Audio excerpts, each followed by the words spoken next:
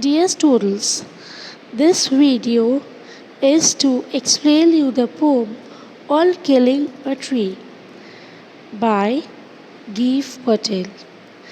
Now before we proceed for the poem, let us know something about the poet. Dev Patel was born in Mumbai in 1940, and he is a man of many shades. Like, he is a practicing general physician, a self taught artist, a poet, and a playwright, all at the same time. He belongs to a group of writers who have subscribed themselves to the Green Movement, which is involved in an effort to protect the environment. His poems speak of deep concerns for nature and expose man's cruelty to it. His work include poems like How Do You Withstand, which was composed in the year 1966, Body, which was composed in the year 1976, and Mirroring, which was composed in the year 1991. He has also written three plays titled Princess Savaska and Mr. Behram.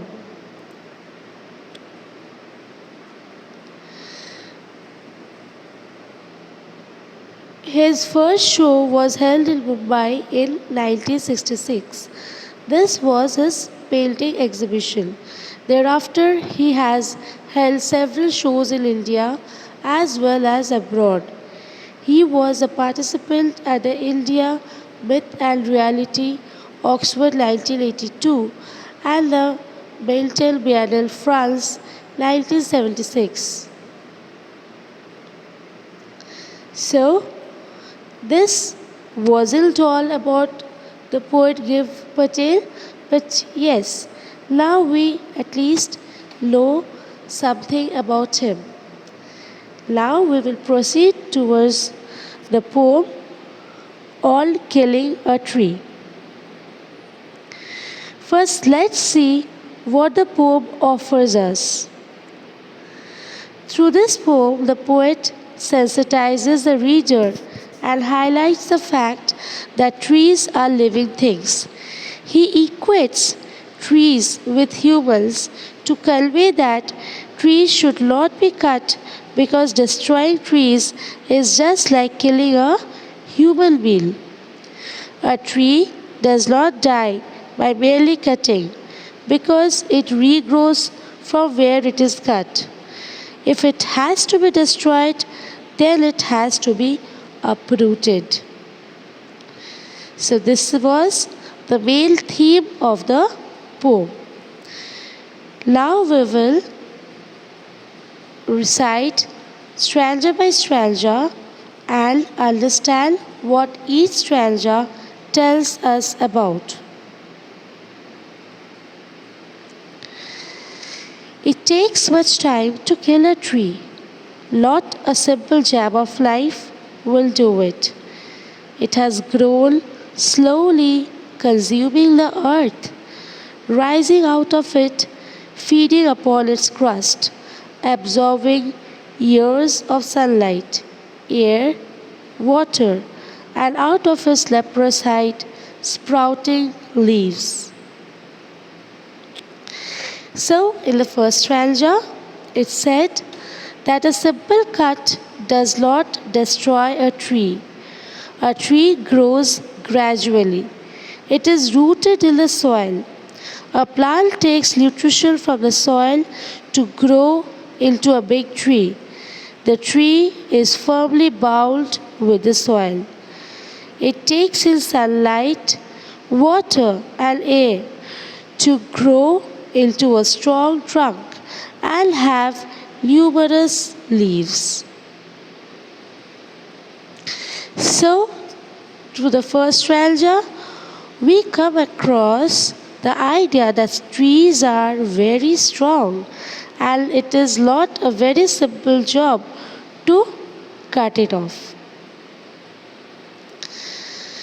So hack and chop, but this alone will do it.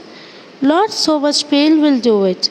The bleeding bark will heal, and from close to the ground will rise curled green twigs, miniature boughs, which, if unchecked, will expand again to former size. So, in the second stanza, the poet says that humans cut and chop the bark of trees into many pieces, but that is not sufficient to destroy the tree.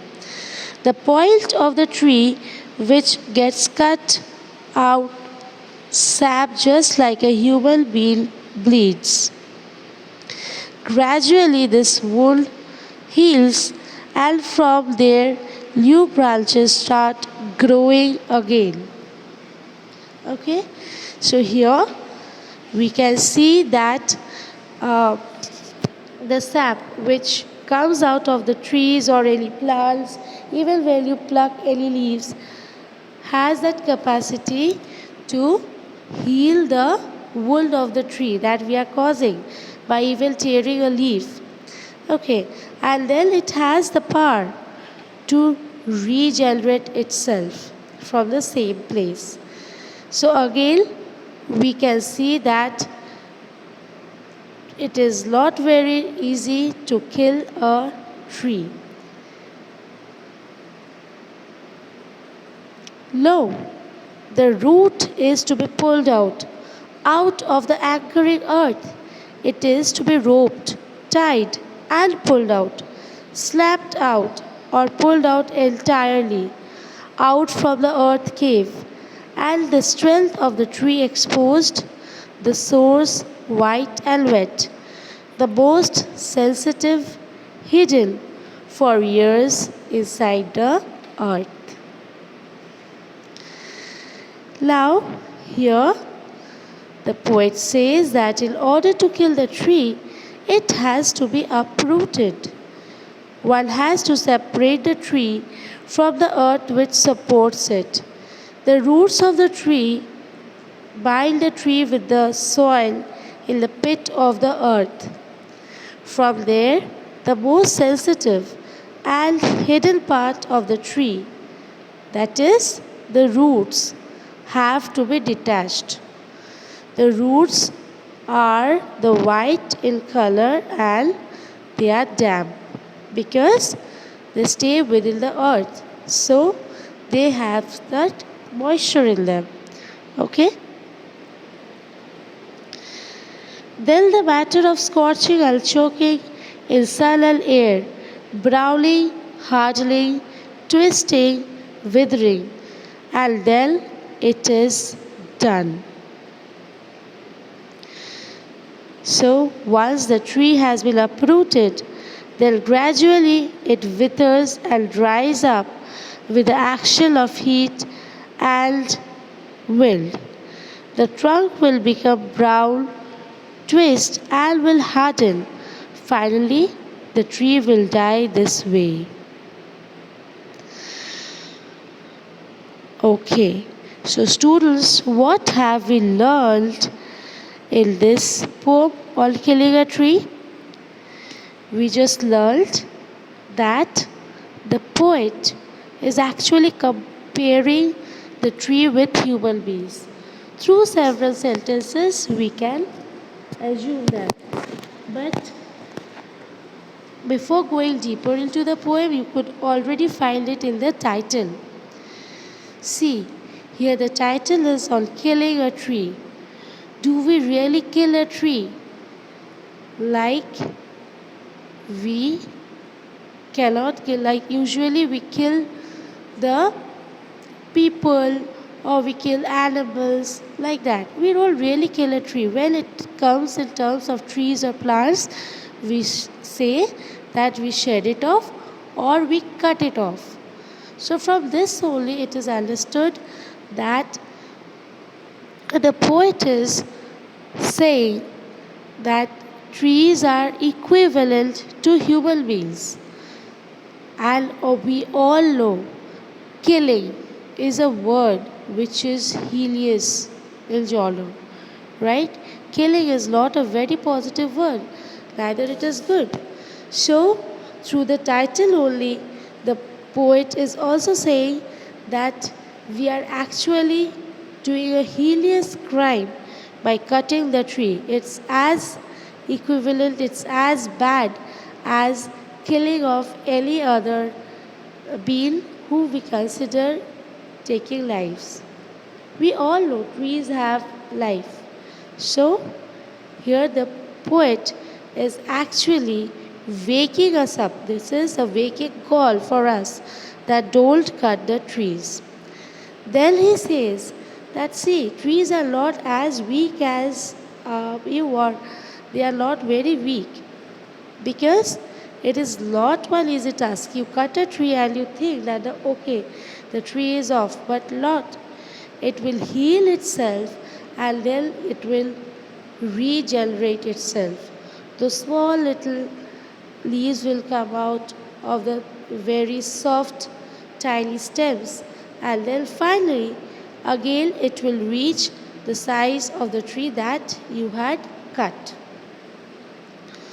Okay, so he says that if you actually want to kill a tree or finish a tree and its entire identity, then you will have to uproot it. You will have to you will have to detach the roots from the tree or take out the roots of the tree from the anchoring earth. Here, earth means soil. Okay, here earth doesn't mean the planet, it means soil. And then only it will die. Once the roots get disconnected or once the roots get damaged, then only a tree can dry up.